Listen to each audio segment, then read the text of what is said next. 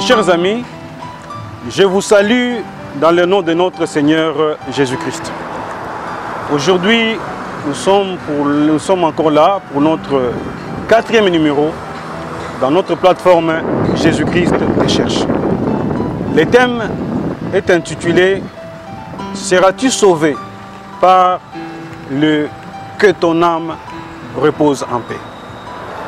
Dans Genèse chapitre 3, verset 19, la Bible nous montre que l'homme est mortel.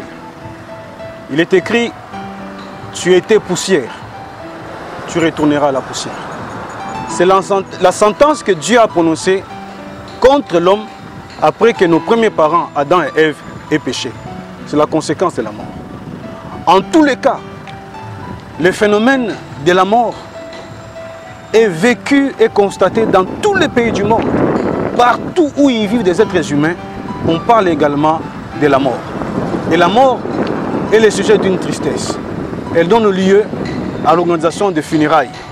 Elle donne lieu à l'organisation de funérailles selon différentes coutumes, selon différentes cultures. Et bien souvent, on peut se poser la question de savoir si la mort est vraiment la fin de toute chose. La Bible dit dans 1 Thessaloniciens chapitre 5 verset 23, montre que l'homme en fait a 3 parties, le corps, l'âme et l'esprit. Mais la mort, est-elle vraiment la fin de toute chose? La Bible nous répond que non. Lorsqu'un homme meurt, c'est vrai, son corps dépérit, il pourrit. Mais l'âme ne pourrit pas avec le corps. L'âme est destinée à vivre éternellement, soit dans le repos de Dieu, soit loin du repos de Dieu dans le tourment.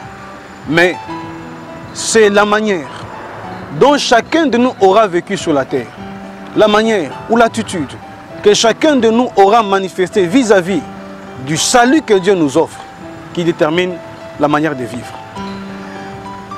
En réalité, lorsqu'un homme meurt, dans la foulée de manifestations pour l'enterrer, les parents, les connaissances, la famille, on exprime des vœux à l'endroit de celui qui est mort. Que ton âme repose en paix. Comme on parle français, le que, dans ces cadres-ci, c'est un pronom relatif qui n'introduit qu'un souhait. Que ton âme repose en paix. Et non, je décide que ton âme repose en paix. Et non, j'ai l'assurance que ton âme repose en paix. Mais c'est un souhait. Que ton âme repose en paix. D'autres disent que la terre de nos entrailles lui soit douce et légère. D'autres disent, nous ne t'oublierons jamais, que le Seigneur l'accueille dans sa joie. Par ailleurs, on va même organiser des cultes de prière, des réunions de prière, des cérémonies religieuses pour demander à Dieu d'accueillir les morts dans sa paix. Mais que peut-on dire de cela?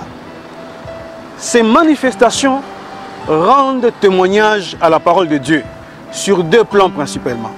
Sur le premier plan, le fait que les vivants souhaitent aux morts la paix prouve ce que dit la Bible dans Ecclésiaste chapitre 3,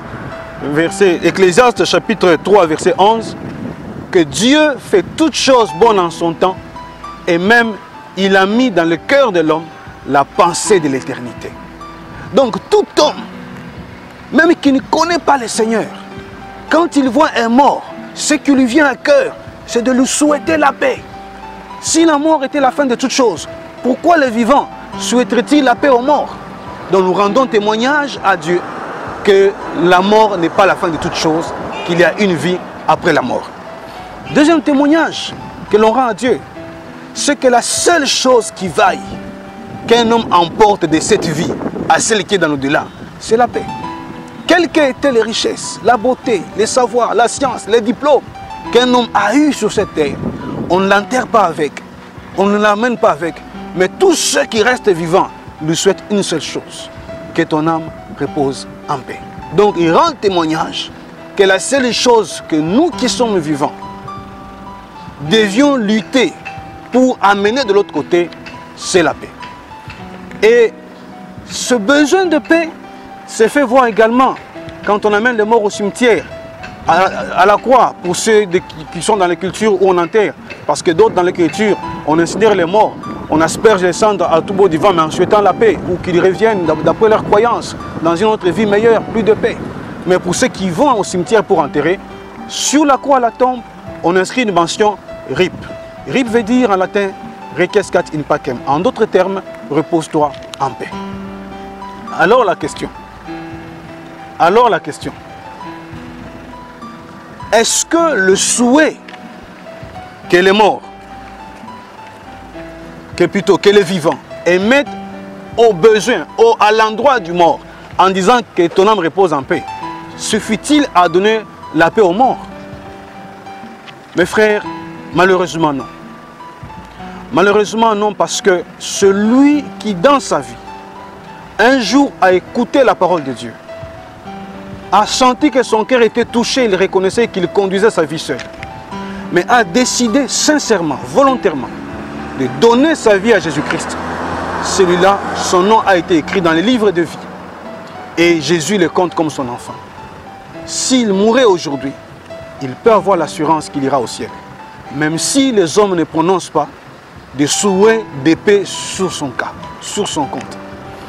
Mais si quelqu'un, par contre, pendant qu'il était en vie, même s'il allait à l'église, même s'il priait avant de manger, de dormir, mais a vécu dans les péchés, dans le mensonge, dans l'impudicité, dans la drogue, dans la fornication, dans la pornographie, dans toutes sortes de choses, dans les fétiches, dans l'occultisme, quel que soit l'amour que nous pouvons avoir pour cette personne, quels que soient les discours que nous pouvons prononcer, des discours longs comme les bras, des discours émouvants, des oraisons funèbres, si la personne n'a pas donné sa vie à Jésus et n'a pas vécu sincèrement avec Jésus-Christ, tous nos souhaits ne feront rien à sa vie. C'est dur à entendre, malheureusement, c'est ça la vérité. Chaque personne, pendant qu'il est en vie ici, c'est là qu'il peut préparer sa paix. La Bible dit dans Romains chapitre 5, versets 1 et 2, « Béni soit Jésus-Christ, notre Seigneur, à qui nous devons avoir accès à la paix que nous avons auprès de Dieu. » La paix, nous ne pouvons l'avoir que dans notre Seigneur Jésus-Christ. Et dit, étant donc justifiés par la foi, nous avons la paix avec Dieu par notre Jésus-Christ, à qui nous devons d'avoir accès à cette paix auprès de notre Seigneur. Que dire pour terminer?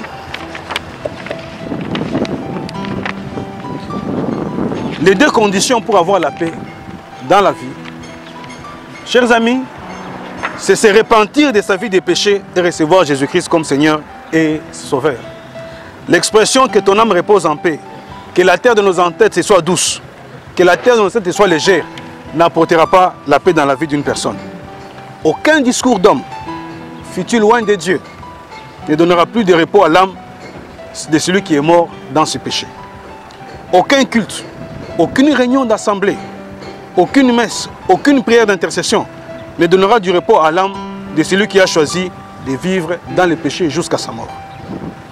Quelle que soit la beauté des frères, la beauté du cercueil, l'argent dépensé, les discours, l'épargne, les uniformes portés n'apporteront pas la paix aux morts. Alors que faire? Premièrement, reconnaître que tu es pécheur depuis ta naissance et qu'il te faut absolument naître de nouveau. Deuxièmement, reconnaître que le seul sauveur des hommes, c'est Jésus-Christ de Nazareth. Et que celui est lui seul qui peut te donner la paix et non pas les discours des hommes à ta mort si jamais la mort te surprend dans le péché. Et quatrièmement, si tu es d'accord avec ces messages que tu as écoutés, si tu as compté sur ces discours des hommes pour être sauvé, Dieu te dit aujourd'hui de changer ta conception et de demander pardon à Dieu. Je te propose de dire, Seigneur, j'ai écouté ta parole. Je ne suis pas sûr que si je mourais aujourd'hui, j'aurai la paix avec toi.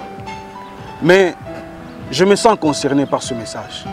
Voilà pourquoi je voudrais dès aujourd'hui, non pas demain, avoir la paix avec toi.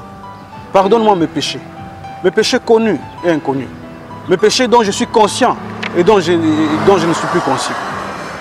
Lave-moi par le sang que tu as versé à la croix et accepte-moi comme ton enfant. Change ma vie afin que je devienne une nouvelle créature et que j'ai la paix dans la vie qui est présente et dans celle qui va venir. En ton nom, j'ai ainsi prié. Que Dieu vous bénisse.